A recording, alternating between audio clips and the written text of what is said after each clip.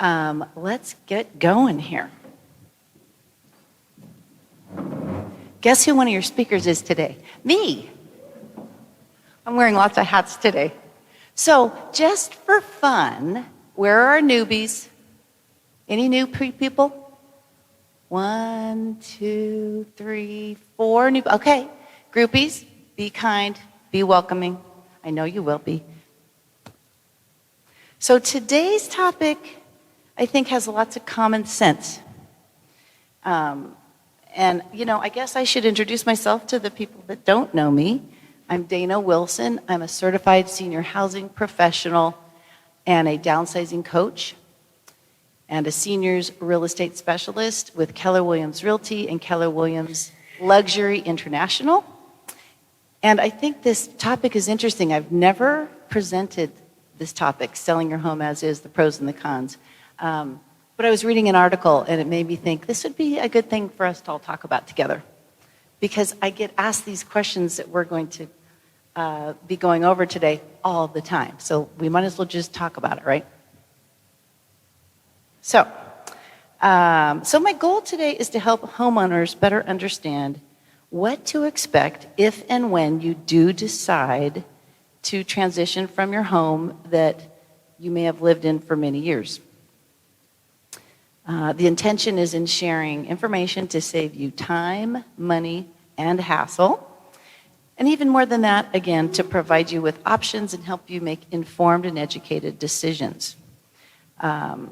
So because I'm a downsizing coach, I'm generally helping busy baby boomers and savvy seniors on the move who've lived in their home for lots of years. And I see two types of homeowners. The first group want their home to basically be perfect.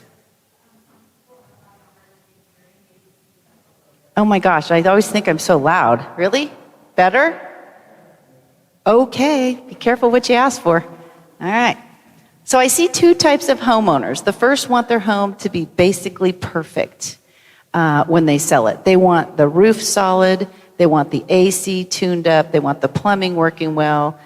They've taken great pride in their home, and they've kept up with the yearly maintenance of the home. Their home may be a bit dated or not, but it has good bones. The second type of homeowners really are people that want to get the most amount of money out of their home sale in its current condition. There may be some or a lot of deferred maintenance, and they really don't want to deal with it. They may want or even need to sell it as is, and they don't want to make it, or they don't have the time to make it HGTV camera ready. They want to keep it simple, and as is to them means just that. Just sell it the way it is today. Here, Dayna, here's my key. Get her done. The difference between these two types of homeowners is really time or money. Time or money. Do you want to net the most amount of money and have the shiniest apple in the barrel? Or do you feel it's more important to just go ahead and sell the apple? It gets down to perspective. Make sure you're working with a consummate real estate pro who's willing to listen and meet your needs, not theirs, and make sure you're being heard. I don't come into a home and start telling you what you need to do to get it fixed up. I first want to know, what is your goal? What's important to you? I have a checklist. It's quite extensive. It's got maybe 20 different items, and I ask, I want you to check the boxes that are most important to you, because that's how we will create our game plan together. So here are some of the questions that I've been personally asked. The first question is, can a home really be sold as is here in the East Bay? And what does that really mean? So before we dive into the term as is, as it applies to real estate, let's talk about what this means kind of as a basic common concept. When you buy an item as is, it means you're purchasing something in its current physical condition. Any seller can sell anything as is. The understanding is that there'll be no improvements made to the item. What you see is what you get. This is really common with things like garage sales or even used car sales, right? In real estate, the term as is applies to the purchase of a home with some added provisions. The California Residential Purchase Agreement has clauses within it that protect the buyer. Protect the buyer. So circling back to the general description of purchasing a home or an item in its current physical condition, this would even apply to a department store sale, like a Macy's red tag sale. You purchase that item, it has a kind of that red as is tag, you know what I'm talking about. And it might be missing a button, or the hem's coming out, or the dress's belt is missing. And there's no warranty, means you pick it, you pay for it, it's yours, you're done. No returns. So do you know when you initially put in an offer to buy a home and it's accepted, you're purchasing the property as is? This is technically true. This is in every purchase agreement in the state of California. Brand new homes to homes that are in quite serious disrepair. And I can list in the Realtor remarks in our multiple listing service, and I can verbally let other agents know the home's listed as is, because it means the seller's not interested in doing any additional repairs, inspections, offering any other reports, or paying for any of those things. This does not exclude the buyer, though, from wanting to do inspections and to understand what they're getting themselves into. So let's look briefly at the verbiage of the actual contract. The contract is our real estate Bible, if you will. So there's a section called Condition of Property. And it states, unless otherwise agreed in writing, the property is sold as is in its present physical condition as of the date of acceptance. This means the buyer will receive the property in the same condition or better before escrow closes. What does that mean? So let's say during escrow, the seller accidentally spills something on the carpet and it stains, or the garbage disposal quits working. The seller must fix that, must replace it, must bring it back to its original condition that it was in when the buyer wrote their offer and it was accepted. And these changes need to be done before final verification of property, or what we call your final walkthrough, that the buyer gets to do within 5 days of closing escrow. So this is one of the examples of how as-is clauses protect the buyers and why it's in the contract. Without it, there'd be no legal ramifications of a seller delivering the property to a buyer in a damaged or altered state. I mean, that would be horrific, right? We were seeing a lot of that in the short sale and REO days. So sometimes, though, buyers are concerned that as-is means what's wrong with the place, right? And they also think, well, maybe we can't ask the seller to make improvements, but that is not the case. The clause doesn't mean buyers can't protect themselves before the sale of the home. So there's another section, and in the next section, it allows the buyer many protections before the deal closes. The concept is similar to buying a used car. Sidebar, my dad taught me never to purchase a new car. And before I agreed to buy a used one, to always bring it to a mechanic, trusted mechanic, and have it checked out from top to bottom to make sure it would be in good running condition. This preventative measure protected my hard-earned investment and ensured it was going to be a reliable vehicle and safe, and I'd be happy with my purchase. My dad always gave really good advice, by the way. So you can use the same approach in real estate in purchasing a property. In the case of purchasing a home, the buyer has the opportunity to fully investigate the property within a certain time frame. That clause gives the buyer the right to perform inspections, review your reports, review your seller disclosures, and make sure there's nothing negative going on that might impact their decision to move forward with their purchase of your home. There's normally a default time frame of 17 days, but if a buyer is extremely bullish on your home, they may shorten the deal to sweeten the offer, or they may want to do their own set of inspections, and they may need to extend or have an extension of time for that time frame. So the buyer may request the seller to make repairs if necessary due to the findings of all those inspections, repairs, reports. At the end of that specified time frame, they either are going to remove their inspection contingency, or here's something you need to know. If the seller doesn't have all of their required mandatory statutory disclosures available to that buyer by the time listed, the days listed in your contract, and you give them a report that is required a day late, they automatically get 5 more days to investigate. And that's 5 more days that they could be hemming and hawing about buying your home, or maybe find another home they like better and use the excuse that, well, we don't like this new piece of information, so we're going to go and look elsewhere. But here, to be clear, the seller is under no obligation to agree or to even respond to the buyer's requests. Did you know that?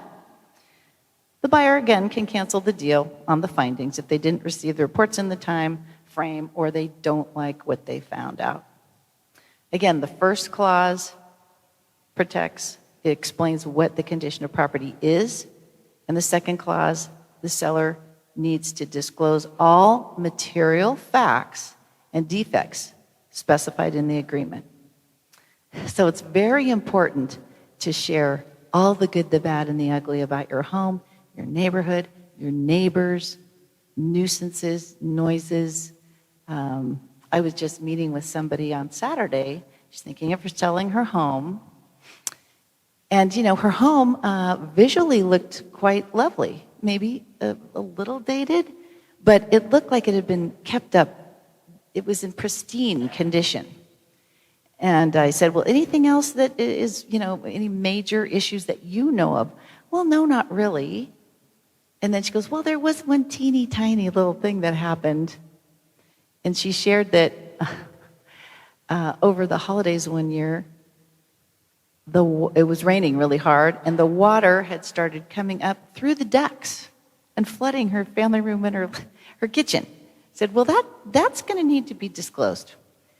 And she has the proof that she has corrected those issues with sump pumps and French drains and all the other things that needed to be done, new ductwork and such like that.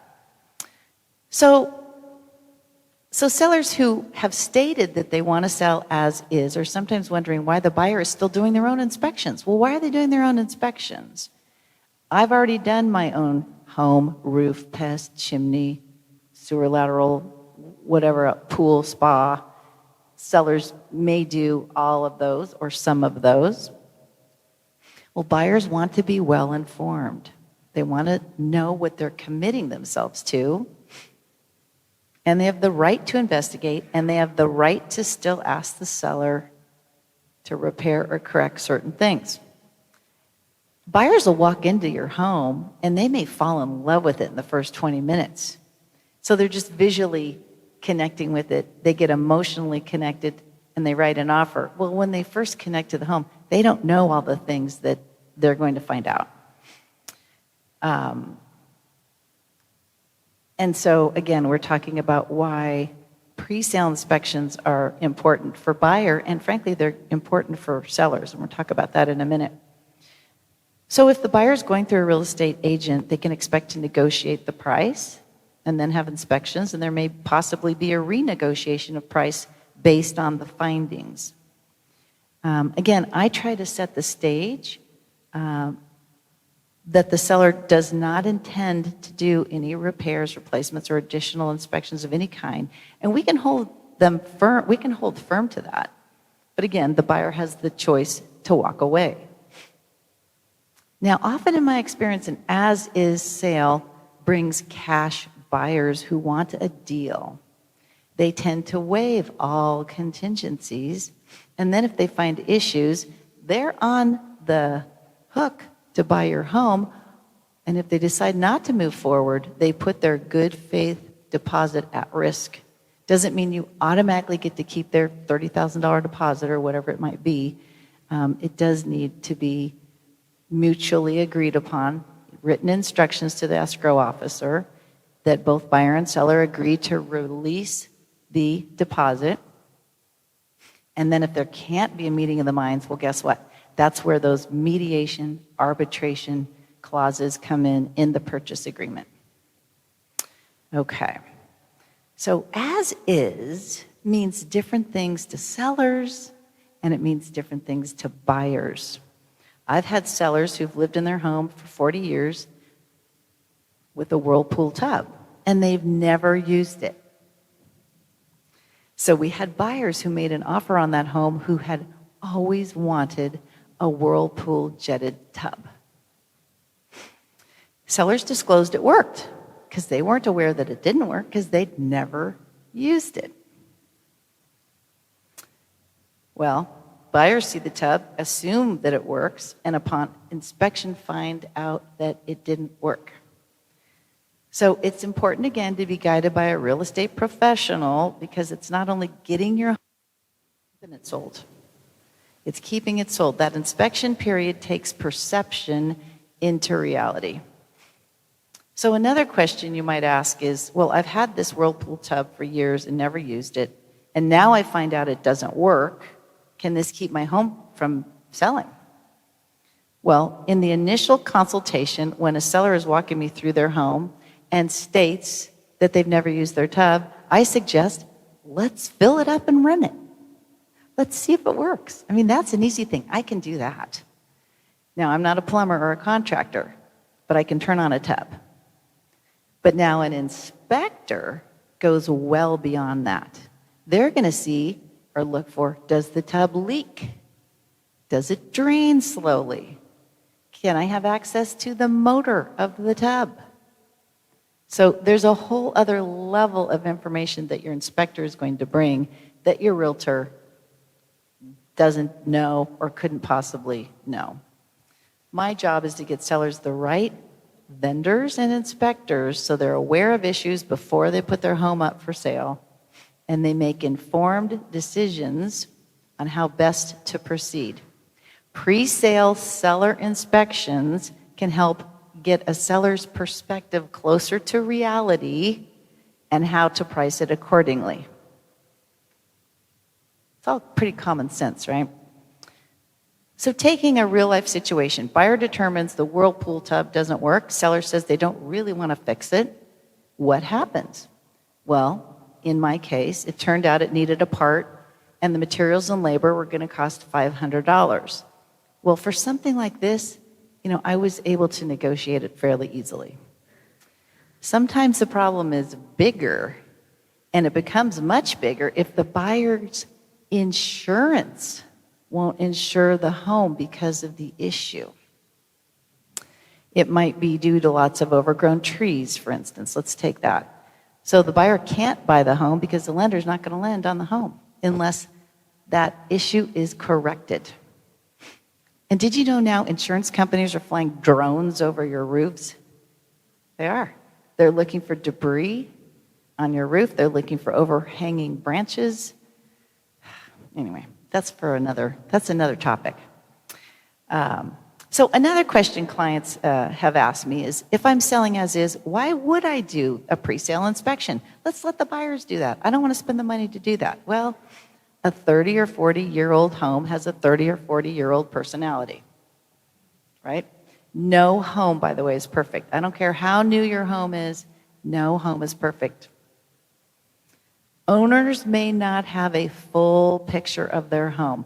I mean, boomers and seniors, we're not normally on a regular basis crawling under our homes, are we? I've had clients that do, but most of us are not.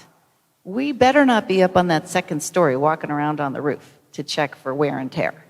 I mean, there's just some things we do not know.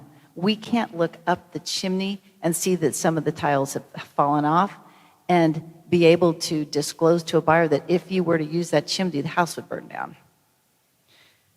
So, again, these bigger types of issues usually do become points of contention because neither the buyer's perception of the home when they saw it or the seller's perception of the home or the value of the home when they priced it took into account these non-disclosed issues. So when you go into this proactively with inspections, you are the one that has control before you're in contract, before emotions start running high. And then you get to choose. Okay, we have a picture of the home. Now, what do we want to do? What do we need to do? And we're going to get into some things you actually need to do to sell your home. So the next question is, I literally went back in my memory banks and I thought about different clients and I came up with the questions that I get asked a lot. So what if we're selling a home in probate with no money? Or it's just you have no money. You're house rich but cash poor, which a lot of us are. Are there any things that really have to be done?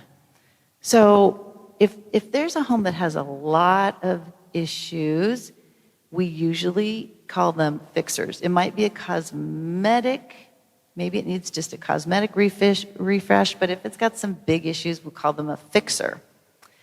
And typically, we're going to be looking for cash buyers. And why is that? Because some lenders won't lend on the home if it has certain issues, right? So if it's a cash buyer, there's going to be no appraisal and no loan contingency. It's just cash. But there are, if the home is priced on a lower level because it needs to be, because it's not competitive, it hasn't been fixed up like all the others in your neighborhood, there will be some buyers that's the only way they can buy a house. They're going to use maybe an FHA loan, that's a Federal Housing Administrative loan that is through HUD. They can come in with less down payment. And so they want a deal and they want to use financing. Well, your home needs to meet certain standards to ensure safety and livability. And there's some common issues that won't always pass muster. Safety hazards like lack of smoke detectors, carbon monoxide devices, and unstrapped water heaters. And even if your water heater is strapped, make sure it's strapped to today's code. So I see a lot of water heaters that are strapped, but they're not strapped right. Utilities, like inoperable heating systems. Interestingly, in California, the state doesn't care if we are boiling up in the summer and have a workable AC, but you have to have heating for the winter. Peeling paint, that's an issue for an FHA or a VA loan, especially on homes built before 1978, because there's a potential for lead-based paint. And then windows, like if the windows are barred and you can't get exterior access outside, no security release hatches or broken windows can be an issue as well.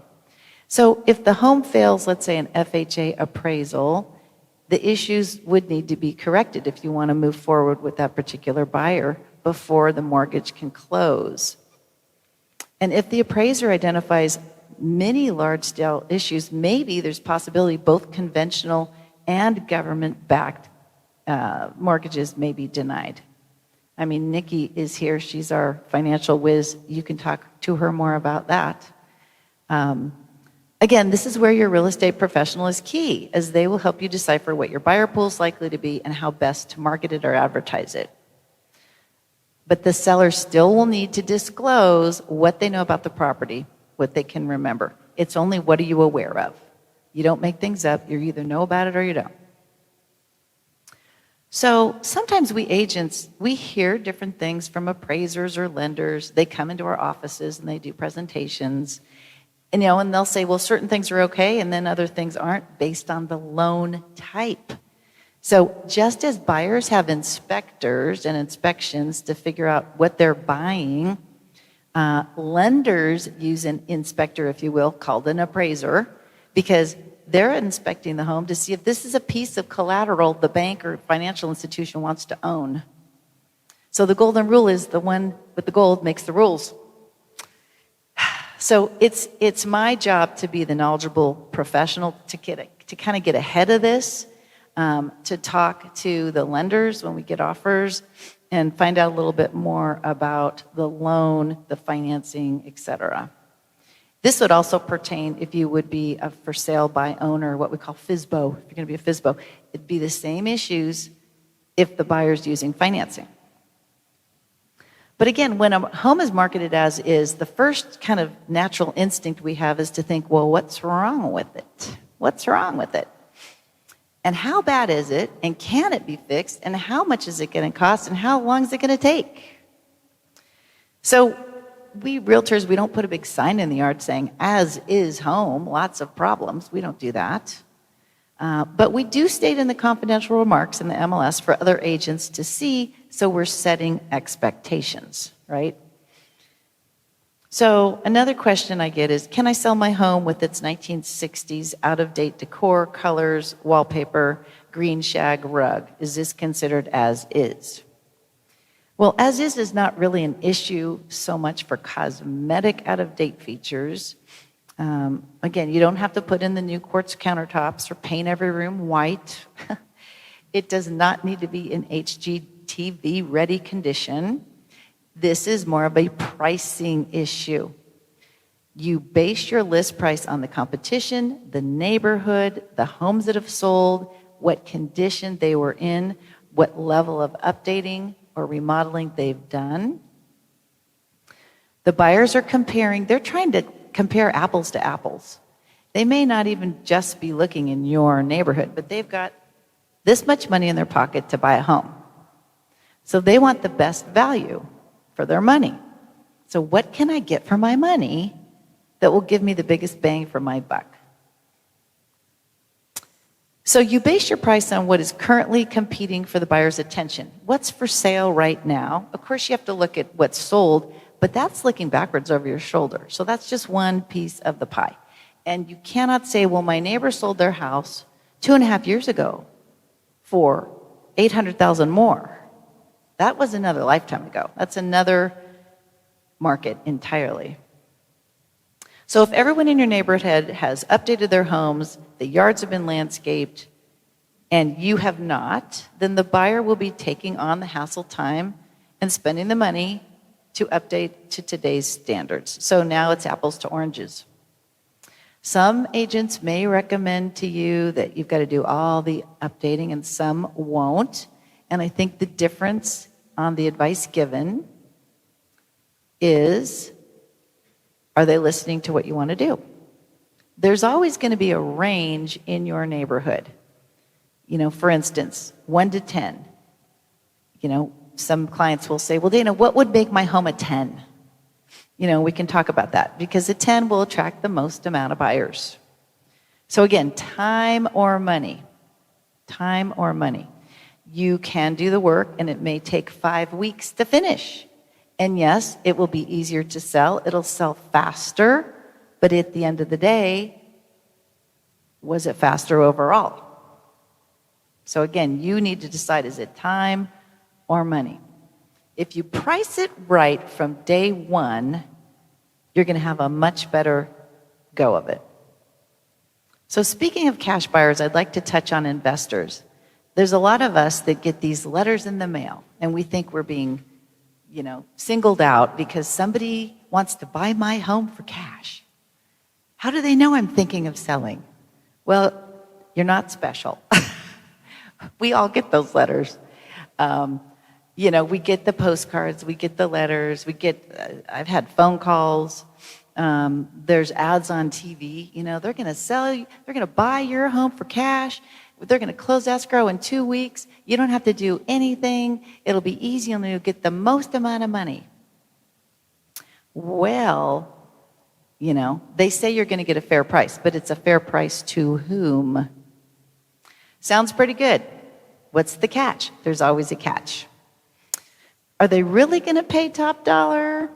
The better question is, are they paying top dollar for the condition it's in? This is a business decision for them. This is an investment for them. They need a profit margin. It's an investment, just like when you're getting together with your financial advisors. You're making investments to get a return on your money. They're not going to be, living there. So again, they're looking for profit margin, and they understand that time is money. So I'll share an example of what can happen, because it's happened with me and it's happened with a lot of other agents, and it drives us crazy. So these buyers are typically an LLC, a corporation, a partnership, and they often intend, or sometimes they intend, to assign the contract to another buyer. So you'll see, your realtor has to read these offers. It says they want the right to assign the contract. So they get you tied up in escrow, and they're off looking for another buyer, and they're going to make money on selling your home to this next buyer. They're not going to be giving you top dollar. And they can really keep your home tied up, because sometimes the sellers think, well, this is the only offer we have. I want to hold on to this offer. We've got to make this work. But, if the home's in really rough shape, I had one client, the home was in really rough shape, and the mom had already moved to an assisted living out of the area, and they wanted to stick it out, and we did finally get through it all. But the other thing that happens is they say, oh, we're all cash. So they offer all cash, they send their proof of funds, and then they've said in the purchase agreement, we have the right to attain financing. So then they start looking for a hard money loan. So now it's not a cash offer anymore. A hard money loan, private financing, is still a loan. So again, you'll need to be walked through. What do these offers really mean to you, the seller? Again, these solicitations that we get, anyone can buy a list. They're going to look for who's owned their home for X amount of years, or they may be looking who's got a trust, and now they see that there was 2 names on the trust and now there's only 1. So, we're going to start preying on this group of people because they may want to sell. And there's a really tricky thing. Realtors, we have an ethic duty. We have a code of ethics. We need to disclose that we're realtors, even when we're buying a home. Well, some of these investors are really realtors. They're licensed realtors. They may not be disclosing they're realtors. They're going to give you a lowball offer. You'll say, no, that's too low. And they'll say, oh, okay. And then they'll say, well, why don't you let me list it for you, and we'll put it on the market to the public. So they're trying to weasel their way into your lives, not in a honest, truthful way, against the code of ethics. So again, some things to really be cautious about. If it looks too good to be true, it may be. All right, another question I get asked. Do I need to recarpet to sell? Do I need to get new carpet to sell my home? So I would say yes, that would be really smart if the rest of your home is in really good condition. Except maybe you have carpet that's got some stains on it. Or, traffic paths, or it just can't be cleaned, or it's just really, really, really, really, really old. Or there's a rip, or it's buckling, and then now it's a tripping hazard. Kind of depends on your competition again. Sometimes an older, worn carpet in good condition is better or less offensive than a smelly, ripped carpet with pet stains all over it, right? So remember, buyers buy with their 5 senses. And if you have something in your home that offends or affects at least 2 of our senses, you may want to deal with it. So part of my answer to sellers is, when are you planning on selling? So if somebody says, well, should I recarpet to sell? When are you planning on selling? If you say, oh, well, not for 3 years, I'd say, well, then don't bother. Get the carpet that you're going to love, maybe 3 to 5 years. If you're going to sell in 6 months, I would definitely suggest look for what the current trends are and install something that's popular to today's buyer. I mean, have your favorite flooring expert come over and show you what is trending right now, because that's in the next 3 to 6 months. So it kind of depends on when you're going to sell. It's all about return on your investment, right? So I've had sellers go out of their way. They've replaced all the windows in their home for the most, put in the most expensive windows you can possibly buy. And they expect to list their home. They put in, let's say, $28,000 of windows, and they want to list their home for $28,000 more than the other homes that have sold in the neighborhood. Doesn't work that way. You got to have windows on a house. It's the same with people that have said, oh, well, I can list my house for more because I put on a 50-year lifetime roof, not those cheap 20-year. Well, guess what? The appraiser's not going to appraise it for more because a home has to have a roof. It's a roof. So those are the kind of things that may not get you a huge bang for your buck. Okay, another question. Well, so I was going to say, before you make any investments, talk to your real estate expert. Have them come over and give you their opinion. And I would say if you're going to sell in the next 3, 4, 5 months, have them come over and have a consultation. If it's not for quite a few years, then I would probably wait. Another question is, what are the updates that are worth doing? What about my popcorn ceilings or my dated wallpaper? Well, I'll tell you, it kind of depends on what the rest of the home is looking like. But I have literally seen more than a few buyers walk into a home, see popcorn ceilings, and walk out. And popcorn ceilings, that's a whole nother discussion. It depends when they were done. It depends on the age of your home, because then you get into asbestos and restoration companies and the EPA, and they're coming in with their hazmat suits, and it gets very expensive.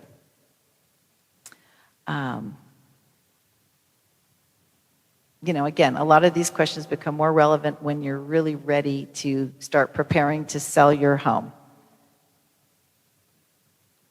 It takes 3 wows to sell a home. Is there an exterior wow? What wowed you when you bought the home? When you bought it? Staging can even help. Mowing the lawn and doing some weeding can help a lot. So if our intent is to sell as is, when should we have you come for a consultation? That's the next question. And again, I kind of just answered that. 3 to 6 months, then I'd be happy to come over and see your home. And again, most as-is sellers are hoping to do this because of less hassle, less expense. So some people, I'll sit down, and I want to give people options. Yes, you can do this, and this is kind of what the scenario would look like. Or there might be another option. So the question is, what's the benefit of not selling as is? Well, there's a greater potential return, putting more money in your pocket. And this leads me to introduce Laura. Where are you?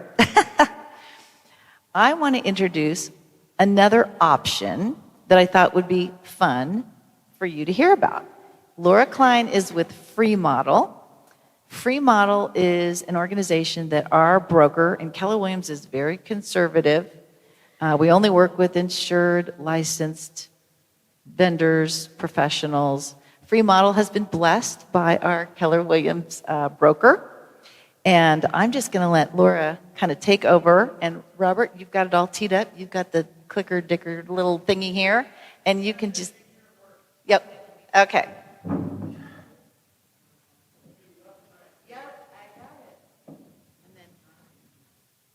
Just put it on. Yeah, okay. And then I'll pull up a chair. Okay, can you guys hear me? All right, perfect. Well, thank you so much, Dayna, for having us today. I really appreciate it. My name is Laura Klein, and I'm the Director of Partnerships for Free Model. I also have one of our local project directors, Maya. She's waving over there. So like Dayna said, you can sell a home as is, but you have another option. And I know it can be scary and it's a very emotional decision to leave your home. And so we're another solution for you if you do choose to renovate your home before selling to get the best price for your home. So we find that 67% of buyers want a move-in ready home. Especially being here in the Bay Area, it's so expensive. And a lot of times people don't want to spend so much money and then buy the house and then have to do all the renovations once they move in. So if you have it ready for them, that is a good selling point for the buyer. We also know that 60% of the homes that are out there are older than 34 years. So a lot of times they need some renovations. I know some homeowners keep really good, keep their home up and make it look pristine, and some don't. So again, we're just another option to help support you. So what do you do to put a little TLC into your home? That's where we come in. So again, our company is called Free Model. And we are a full service concierge. And what that means is we design, we plan, we manage, and we pay for your renovation. So you literally don't have to lift a finger. Dayna wouldn't have to lift a finger. We work together as a team with our local project directors, and they will walk you through the process. We can also work with buyers. So if you do decide to sell the home as is, we could always work with that buyer once they buy the house and help them renovate the house. We just send them a bill like any general contractor and get paid every 2 weeks. So again, there's options. And if you move into a home that needs a little bit of renovation after selling your home, we can work with you on that end too. So what we always say is that from a homeowner's perspective, you pay nothing, you do nothing, and you walk away with all the profit. One of my agents said to me that we actually help you as homeowners flip your own house. As Dayna said, a lot of times investors come in, give you a price that's lower than what that house is worth because they know if they put a little TLC into that home, they're going to walk away with all that profit. We allow you to walk away with all that profit because we will do the work, we'll cover the expense, and we get paid out of escrow. So there's really no upfront costs. We have local project directors, just so you know a little background about Free Model. So we have been around since 2020. We're based in Burlingame, so we are a local company. We have around 26 local project directors scattered all over the Bay Area, including Sacramento, Southern California. We're also in Texas and Florida, and eventually we will be a national brand, but we are a local brand today. And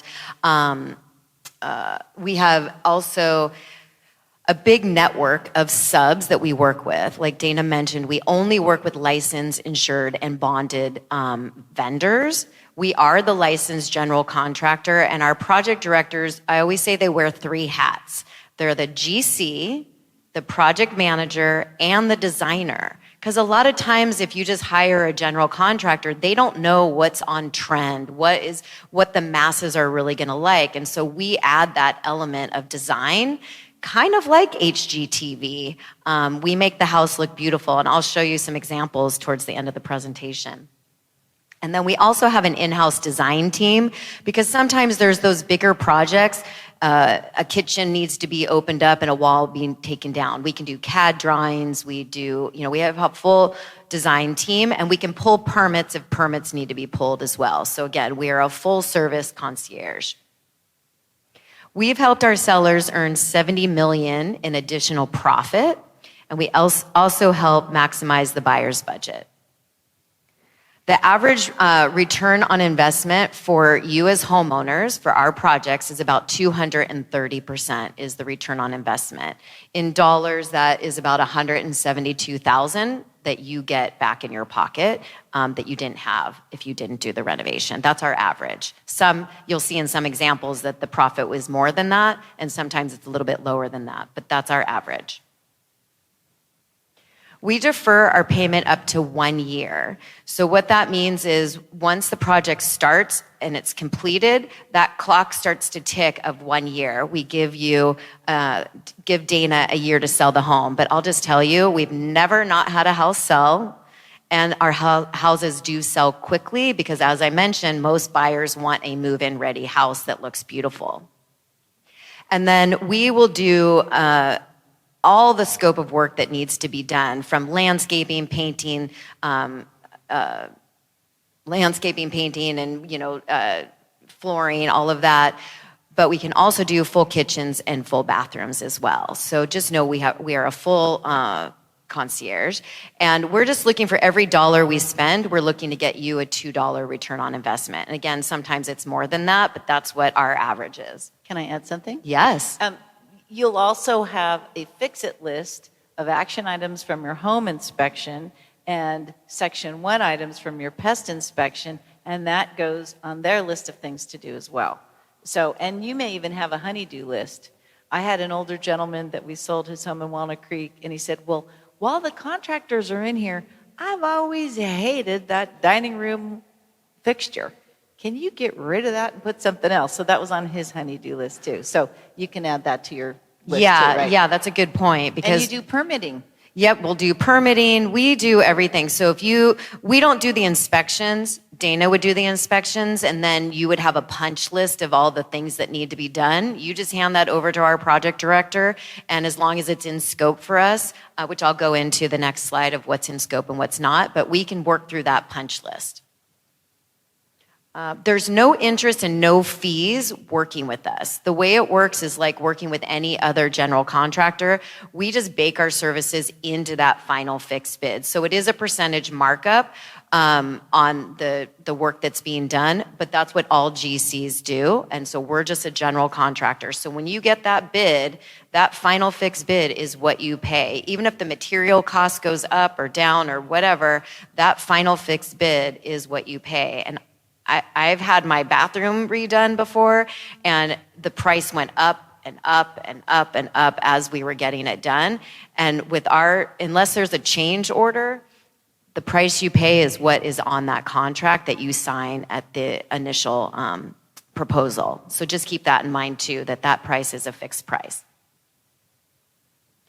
So how you qualify, and this is something that Dayna would work with you on, is just looking at your loan balance. Plus, our costs cannot exceed 80% of the after renovation value. So as long as there's enough equity in the home, which typically, you've lived in your home for a while, some of you probably have it already paid off, so that would not be an issue. It's more for those people who are trying to flip homes who don't have enough equity. So I would assume you guys probably have enough equity in the home to qualify.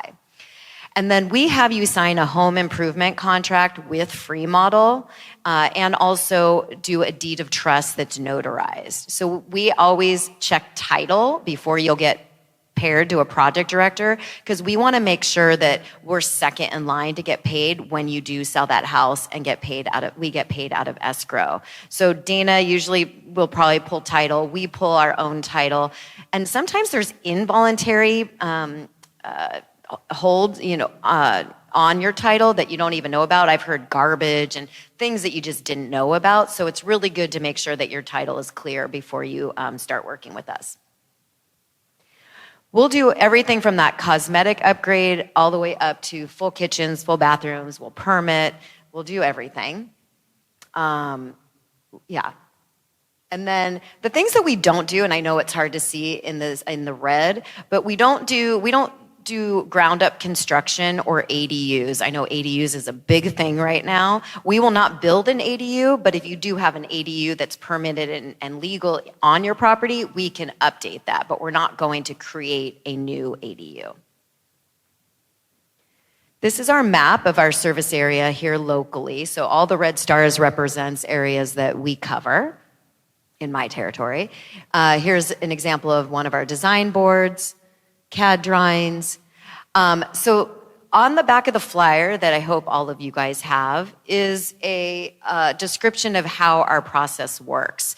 And I think that's really important to know that when you are ready to decide to get your house on the market and you're working with Dayna and you're unsure, should we do this upgrade? Should we not do this upgrade? Have us come out and do a free estimate and see what kind of upgrades could get the biggest bang for your buck in the process. And so you can sell your house for as much as possible and not let some investor come in and reap all the benefits. So once you get paired to a project director like Maya, Maya, and Dayna would meet at your property and do the walkthrough.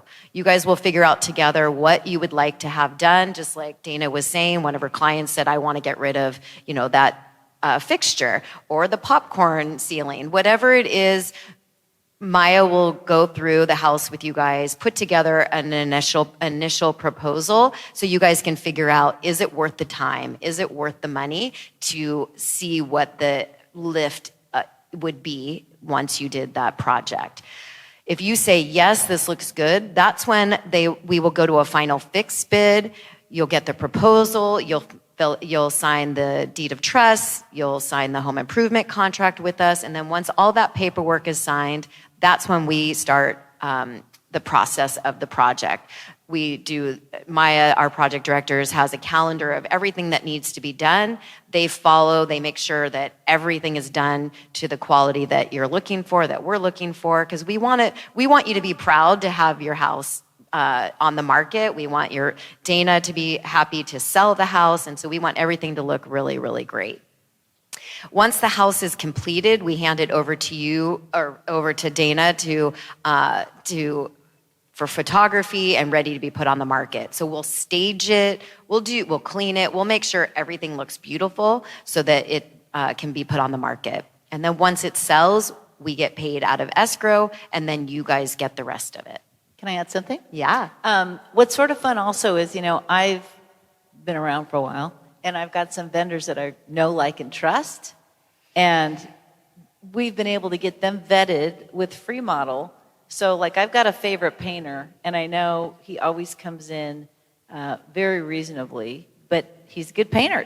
Their group is good, but they got vetted through free model. So a project I'm working on right now with Maya, we're using, I'll call him my painter.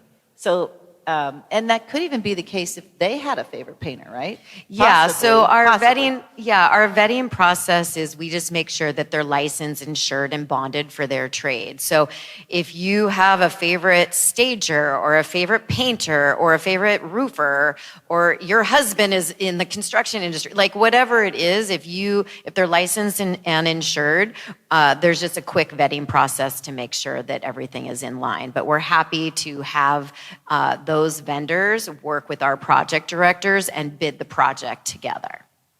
So that's a good point. Yeah. So here's some examples of our case studies. And this is just a high level because, of time, and we can have you guys ask some questions. And if you have scoping questions, Maya will be able to answer those because that is not my expertise. But this is an example where the as-is value, which, by the way, the as-is value is what the agent that we were working with on this project gave us. So Dayna does her comps, like she was mentioning, about what's selling in the neighborhood. So the as-is value that you see on these slides come directly from the agent that we worked with on the project. So this particular project, no floors, no flaws, was as-is 1.2. The renovation was $72,000 and it sold for 1.5. So the profit to the homeowner after we were paid was $227,000, and this was done in 3 weeks. Again, every project is very different. I think that's one of the most common questions that I get is how quickly can you get this done? And I know time is of the essence, but we also, want to make sure that everything's done properly. So these examples vary based on what was done and just, so every project is really just different. And I think that if you are interested in seeing what your particular project would look like and how long that would take, I would have Dayna connect you with our project director, and then you could get exactly what the thoughts are for your particular project. So As you can see here, we didn't even stage this particular property, but we did do, floors and the kitchen we painted. And you can go onto our website too at freemodel.com, and at the very top it says projects on the top of the website. You can see the more detail of what we did, but these are just some before and after pictures. This one's in Rockridge. The renovation was $186,000 and the profit was $63,000. It was done in 8 weeks. Again, it's hard to see in these pictures, but you can go onto our website. This one, renovation was $199,000. The profit was $325,000, done in 15 weeks. So there was a little bit of landscaping, staging, things like that. All right. That is what I have. So questions, yes. I have some questions, and then we're going to walk around and get your questions, because I bet you have a ton of questions. Let's do this. My questions, what's the minimum job you'll do, and what's the maximum job you'll do? Yeah, so the minimum we will do is, it kind of depends on the project, but I would say 5,000 to 10,000 is kind of on the low end of projects that we'll do. And on the high end, we can go up to 500,000. So it just kind of depends on what the goals are that you have and what the comps are to see if it's worth the, what needs to get done. Now, people always say, what's going to give me the biggest bang for my buck? If I'm going to go through this and expect to get some money back from my investment, what should I be focused on? And I always say, kitchens are the heart of the home. And of course, bathrooms are very important too. Do you disagree? Do you have anything else that you really feel strongly about? There was an article actually that was interesting, and this isn't necessarily what we have personally seen, but in the article it actually says that replacing your garage door has the biggest return on investment, which I thought was really interesting. I don't know how often we have replaced garage doors because, like you said, most people, it's about, walking into the home and having a beautiful kitchen and bathrooms and things like that. But the article did say that garage doors were the biggest return on investment. So I sold my home last year. I think most of you know that. I sold my home, our long-held family home, and we got a awesome garage door. I've never been so excited about a garage door in my life. People loved that garage door. I was so proud of it. It was different. Contra Costa doors, awesome. Who knew, right? It's a garage door. Who knew?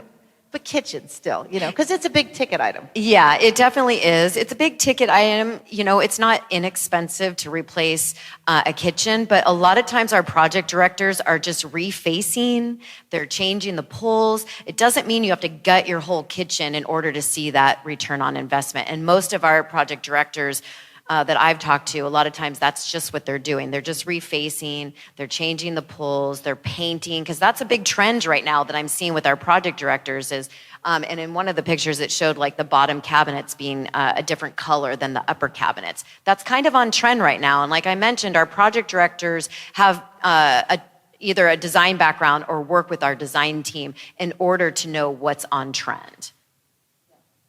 Okay, shall we? Yeah. So, Maya, why don't you come on up and you can have a seat here and make yourself comfortable. I think you might want to turn your little mic on. I'm working with Maya on an awesome project right now in Lafayette.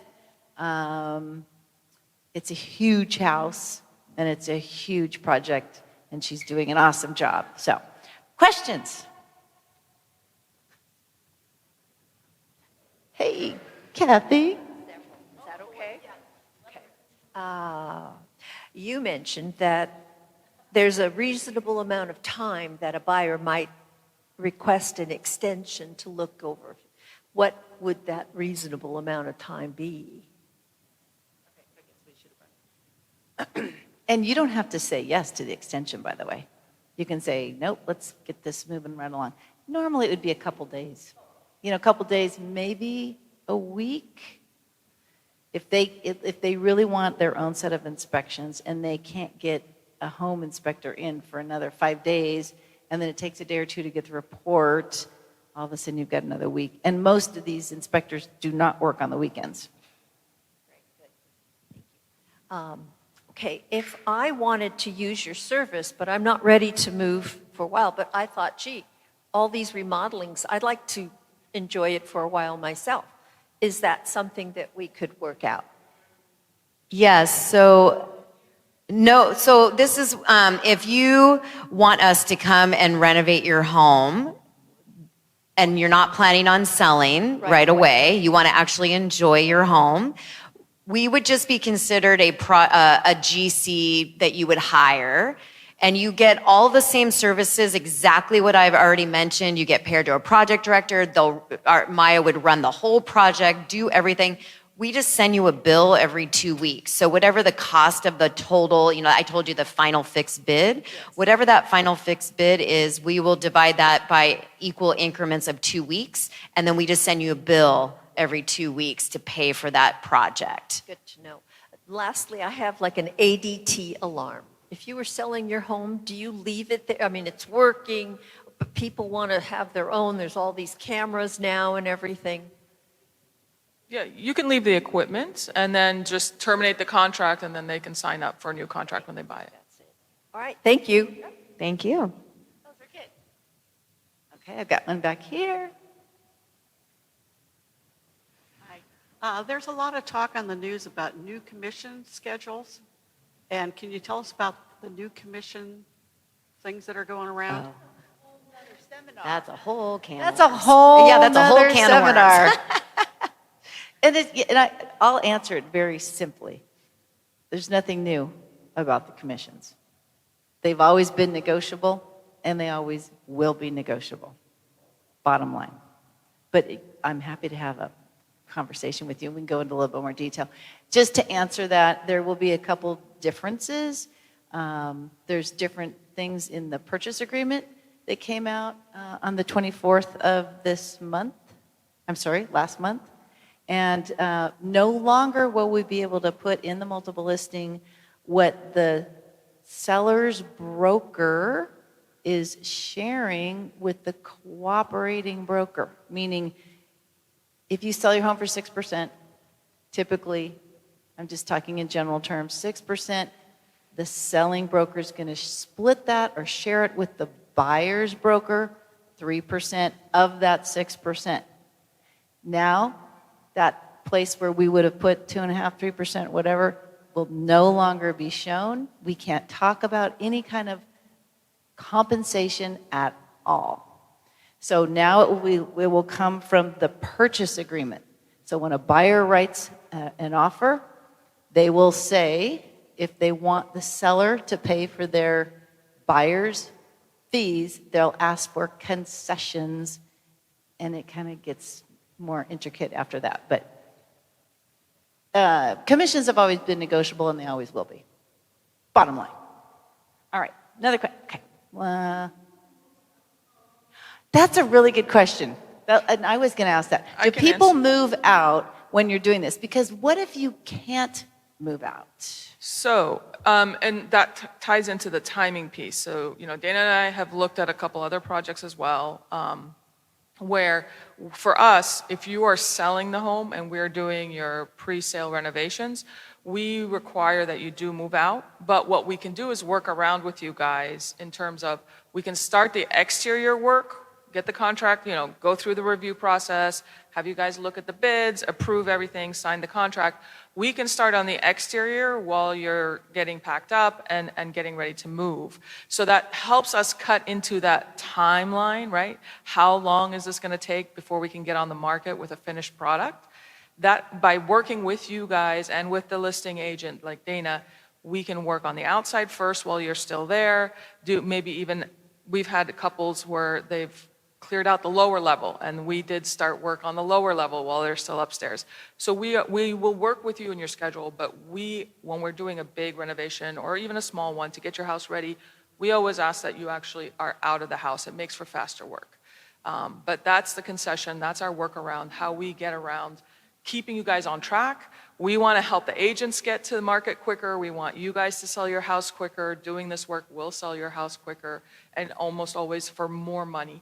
And that's what our goal is.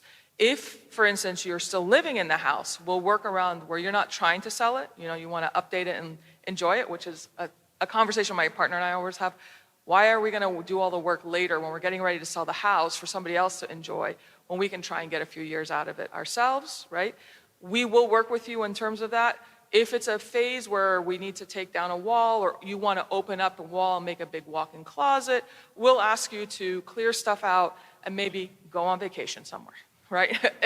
And we'll give you a timeline. We'll work very closely with you about, okay, it's going to take us a few days to demo, a couple more days to frame, sheetrock, do electrical. We have inspections. If you have another space in your house you can move into, we will section off the house portion that we're working on so there's no dust. We'll clean all that up afterwards. So those are the things we can do to help you guys if you're staying in your home and you want us to do the upgrades. If you're getting ready to sell, we do actually require that you are out, but again, the workaround can be we start on the outside, we start on other spaces as you're getting yourself out. Because a lot of times you're also downsizing, right? So it's going through your things, figuring out how you want to go get, donate, sell, do all those kinds of things. So I hope that answers your question. And that's a really good question, by the way. Yeah. But remember, I think the biggest thing is the topic was as is, right? So if you want to do the work and then you do the work, we have 1 year to sell it after the project is done. Yes. Perfect. Okay. Yeah. Any other questions? Anyone over here? Nobody? Oh, there's a question. What is the general cost for staging a house? Oh boy. Well, that depends on the size of the house. Well, the question was, what's the general cost of staging a house? And by the way, some realtors pay for that, some don't. I cover that in my value-added services. It can be very expensive. So, okay, 2,000 square feet, maybe $6,800. We have a 4,700 square foot home that is going to be almost $14,000. So it depends. Do you love that answer? It depends. Keep in mind, we can stage for you, and we get reimbursed at escrow. So I know that 14,000 sounds like a very big number, but just know that is something that you could have deferred payment and just we get reimbursed at escrow, and then you look at a home that's staged versus a home that's not being staged, and usually the lift in price will by far cover that expense. Hi. Hi. This question might not be directly applicable to you, but I inherited some money and I wanted to buy a house. I hired my own home inspector. They came, I gave them the check, but they refused to go in the attic. They refused to go in the crawl space. They refused to look at the wall outside the house, the retaining wall. Those are the things that I needed looked at. They refused to do it. They cashed my check. I felt pretty ripped off. Those are the exact things that an inspector is going to do. They go in the attic, they go in the crawl space, they check your appliances, they open and close windows, maybe not every single window in your house, but you had the wrong inspector, Bruce. Wrong inspector. I'm so sorry. Shoot. And you could probably maybe go to the California Licensing Board in Sacramento and make sure that their license is still current. You can file a complaint too, to that effect, Yeah, which 'cause will there's then something wrong open an there. investigation for Something them. fishy in Denmark, as my mom used to say. She was Danish. Any other questions? And then it's time for, please be filling out your eval. And do me a favor, any topics that you want to learn more about, maybe jot those down, because it's getting to be that time that I have to come up with next year's topics. And I only want to share information that you want to hear. So that would be really helpful for me. So often you see that people have upgraded the house before selling it, and the people that buy it come in and rip out the carpet and repaint and tear out the kitchen, and you wonder, is it really worth it to have put that money into it? What did you get in your pocket? We don't care what they do. I found out, okay, this is a funny story. The house that I sold, my home, last year, when we bought it, it had a huge sport court in the back. And we kept it for a few years because the kids were little and they rode their tricycles around and they did their sidewalk chalk and stuff. So we finally took it out and we did some fabulous landscaping. And I had this very artsy fountain that made this lovely, water sound and beautifully lit, uplit on the trees. Sold it. The new buyers, what did they put in the backyard? A sport court. But as my husband says, who cares? We got the money. We got more than we were happy. So the thing is, if it's updated, you're opening your buyer pool. Think of the buyer pool as a funnel. Cash buyers are fine, but there's not that many. Then if you open up the funnel, you're going to have more buyers. And so, you're entering a price war and a beauty contest when you list your home. And how are you going to attract the most amount of eyeballs? And then hopefully start a little bit of a bidding war. And I will say, I didn't share that I've got a home right now. As is, it's got $70,000 of issues. And it is still in 1957 condition. It's got that cute little yellow tile and the little yellow tub. The really low tub. But it's in really good condition. And it's a trustee of a trust. The daughter is selling it for her parents who have both passed away within the last couple of years. She thought about moving into it, and then she said no. She decided she wanted to sell it as is, but she wanted to list it here. But if you look at the prices of the homes that are selling here, they're all fixed up. So this was just last week. I suggested, based on all these other homes, and we know it needs this much work, and if somebody was going to put in the kitchen, the bathroom, flooring, paint, I have a rough idea of what that would cost. So we listed it here. We got 3 offers. It was in contract in 3 days, and she is going to sell it for pretty darn near the price that those homes that were fixed up sold for.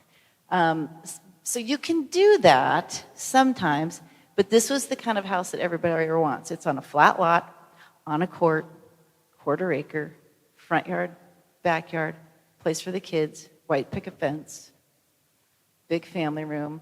Like, it was just one of those houses that people would see huge potential in. Not every home sells that easily. So, and it does, sometimes it depends what the issues are, too. I do want to speak to a couple things that Dayna mentioned also in her talk.